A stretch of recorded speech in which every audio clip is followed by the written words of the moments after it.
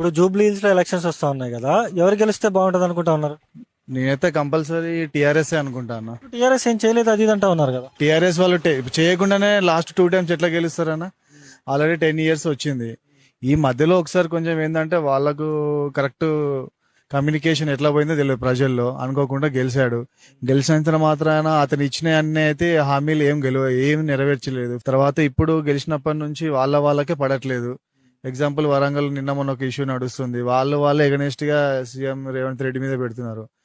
అదే మా కేసీఆర్ ఉంటే మాకు కష్టాలలో బాధలలో ఎన్నో అన్ని ప్రజలలో ఆదుకున్నాడు, అంతా సెట్ అయింది. సో 100% మాకు ఇక్కడ జూబ్లీ హిల్స్ లో కంపల్సరీ తెలంగాణనే వస్తుంది, తెలంగాణ తెచ్చుకుంటాం, దానిలో డౌటే లేదు. ముందు కూడా మళ్ళీ వచ్చే ఎన్నికల్లో కూడా కంపల్సరీ తెలంగాణ వస్తుంది. కాంగ్రెస్ అనేది మొత్తం ఆ నీటిలో మునిగిపోతుంది, అలా డౌటే లేదు.